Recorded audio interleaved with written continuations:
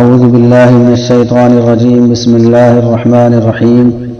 إذا السماء انشقت وأذنت لربها وحقت وإذا الأرض مدت وألقت ما فيها وتخلت وأذنت لربها وحقت يا أيها الإنسان إنك كادح إلى ربك كدحا فملاقيه. إذا السماء انشقت، جب آسمان پھٹ جائے گا، وَأَذِنَتْ لِرَبِّهَا وَحُقَّتْ، اور وہ اپنے رب کا حکم سن لے گا اور آسمان اسی لائق ہے. وَإِذَا الْأَرْضُ مُدَّتْ، اور جب زمین کو پھیلا دیا جائے گا. وَأَلْقَتْ مَا فِيهَا وَتَخَلَّتْ، اور وہ زمین اپنے اندر کی تمام چیزوں کو نکال پھینکے گی. وَتَخَلَّتْ، اور خالی ہو جائے گی. وَأَذِنَتْ لِرَبِّهَا وَحُقَّتْ، اور وہ اپنے رب کا حکم سن لے گی اور وہ اسی لائق ہے. یا ایھا الانسان انک کادح الی ربک کدحا فملاقی. اے انسان، بلا شبہ تو اپنے رب تک پہنچنے کی کوشش میں لگا ہوا ہے، پھر انسان اس سے مل لے گا. اس صورت کے اندر موت اور موت کے بعد کے مراحل کا بیان ہے، اور اس کے اندر یہ بتایا گیا ہے کہ انسان کی جو زندگی ہے یہ بالکل مسافر کی طرح ہے. یعنی انسان جس دور سے گزر رہا ہے یا جو دور اس پر گزر چکا ہے وہ گویا کہ سفر ہے، اور اس کی یہ سفر کی منزلیں ہیں جن کو یہ طے کر رہا ہے. اسی کو سمجھایا جا رہا ہے. چونکہ وہ سفر کر ہی رہا ہے تو اب انسان کے لیے ضروری ہے کہ وہ اس سفر کو کامیاب بنا لے. تو قسمیں کھا کر بتائے گی یہ قیامت میں کیا ہوگا. اذا السماء انشقت، جب آسمان پھٹ جائے گا کہ قیامت کے قریب جب قیامت آئے گی تو ساری چیزیں ریزہ ریزہ ہو جائیں گی. وَأَذِنَتْ لِرَبِّهَا وَحُقَّتْ، اور آسمان اپنے رب کا حکم مان لے گا اور وہ اسی لائق ہے. یعنی اس کی مجال نہیں کہ اللہ تعالیٰ حکم دے اور وہ نہ مانے. اللہ تعالیٰ حکم دے گا تو فوراً پھٹ پڑے گا، ٹوٹ جائے گا، ریزہ ریزہ ہو جائے گا. وَإِذَا الْأَرْضُ مُدَّتْ، اور جب زمین کو پھیلا دیا جائے گا. یہ زمین ہے جس زمین پر ہم رہ رہے ہیں، اسی زمین کو پھیلا دیا جائے گا. جس طریقے سے ربڑ کو پھیلا دیا جاتا ہے اسی طریقے سے زمین کو پھیلا دیا جائے گا. حضرت جابر رضی اللہ تعالی عنہ سے روایت ہے کہ اللہ کے نبی صلی اللہ علیہ وسلم نے ارشاد فرمایا کہ اس زمین کو پھیلا کر خوب لمبا چوڑا کر دیا جائے گا، اور اتنا پھیلا دیا جائے گا کہ جتنے انسان دنیا میں ہو چکے ہیں قیامت تک، یعنی قیامت تک جتنے انسان آئیں گے سارے کے سارے اسی زمین پر آ جائیں گے. پھر اور قیامت واقع جو ہوگی اور حساب کتاب جو ہوگا وہ اسی زمین پر ہوگا. سارے انسان آ جائیں گے. اور کتنی جگہ ملے گی ایک انسان کو؟ ایک انسان کو اتنی جگہ ملے گی جتنی جگہ اس کے دونوں قدموں کے نیچے آ رہی ہے. یعنی بہت زیادہ تنگی ہوگی. بہرحال زمین کو اللہ تعالیٰ پھیلا دیں گے اور اللہ کے لیے یہ کوئی مشکل نہیں ہے. اور زمین کو جب پھیلنے کا حکم دیا جائے گا تو پھیل پڑے گی، تو اس کی بھی مجال نہیں کہ حکم ملنے کے بعد وہ انکار کرے. وہ اپنے رب کا حکم مان لے گی. اور زمین کے اندر جتنی چیزیں ہیں، مردے ہیں اور خزانے ہیں، سارے کے سارے خزانوں کو، سارے کے سارے مردوں کو زمین نکال پھینکے گی، اور زمین تمام چیزوں سے خالی ہو جائے گی. اب کچھ نہیں رہے گا زمین کے اندر. یا ایھا الانسان انک کادح الی ربک کدحا فملاقی. اے انسان، تو اپنے رب تک پہنچنے کی کوشش میں لگا ہوا ہے، پھر تو اس سے مل لے گا. اس آیت کے اندر یہ بتایا جا رہا ہے کہ انسان چاہے وہ بد ہو یا نیک ہو، ہر انسان کچھ نہ کچھ نقل و حرکت میں لگا ہوا ہے، چاہے اسے شعور نہ ہو رہا ہو، لیکن کسی نہ کسی چیز میں وہ لگا ہوا ہے،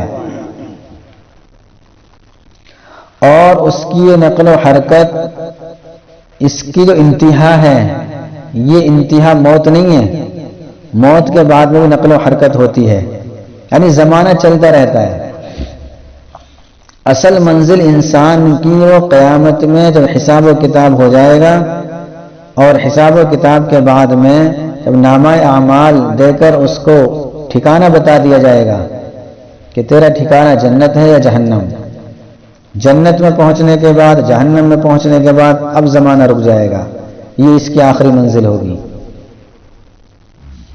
بچپن سے جب انسان کو اللہ تعالیٰ بنانا شروع کرتا ہے، اس وقت سے لے کر انسان کی موت تک اور موت کے بعد تک انسان پر مختلف مراحل آتے ہیں۔ جب ماں کے پیٹ میں اللہ تعالیٰ انسان کو بناتا ہے تو پہلے ایک پانی کا قطرہ ہوتا ہے، اس کے بعد خون بنتا ہے، پھر وہ خون جما دیا جاتا ہے، پھر اس کے اندر ہڈی پیدا کی جاتی ہیں، اور پھر اس کو، یہ بھی ایک مرحلہ ہے، اور پھر وہ دنیا میں آ جاتا ہے۔ دنیا میں آنے کے بعد اب اس کا مرحلہ کچھ اور ہو جاتا ہے۔ شروع میں تو اس کی غذا دودھ تھی، اب جب 2 سال کا ہو گیا اس کی غذا کچھ اور ہو گئی۔ اسی طریقے سے جب یہ تھوڑا سا بڑا ہوا تو اس کی سوچ بھی کھیل کود کی ہو گئی، تھوڑا اور بڑھا تو اب تعلیم و تربیت پر اس کی توجہ ہو گئی۔ جب جوانی میں قدم رکھا تو اس کی خواہشیں بدل گئیں، فکریں بدل گئیں اس کی، کہ اب نکاح کی خواہش ہے، بچوں کی فکر ہے، کام کاج کی فکر ہے، اور پھر ان جوانی سے جب یہ بڑھاپے کی طرف آیا تو اب اس کی سوچ اور کچھ ہو گئی، فکریں بدل گئیں، یہاں تک کہ جسم کے اعضاء میں کمزوری آ گئی۔ اسی طریقے سے یہ موت تک پہنچ جاتا ہے، اور موت کے بعد پھر قبر کے گڑھے میں اس کو اتار دیا جاتا ہے۔ وہاں جانے کے بعد ابھی سلسلہ رکا نہیں، ابھی سفر جاری ہے انسان کا۔ وہاں کچھ سوالات ہونے کے بعد اس کو آرام کے لیے، اگر نیک ہے تو اس کو آرام کے لیے لٹا دیا جاتا ہے، گویا کہ قبر جو ہے یہ ویٹنگ روم ہے، یہ اب یہ انتظار کر رہا ہے، چاہے نیک ہو یا بد ہو، آگے کا انتظار میں ہے۔ نیک ہے تو آرام کے ساتھ انتظار کر رہا ہے، اور اگر برا ہے تو وہ پریشانی میں رہ کر انتظار کر رہا ہے۔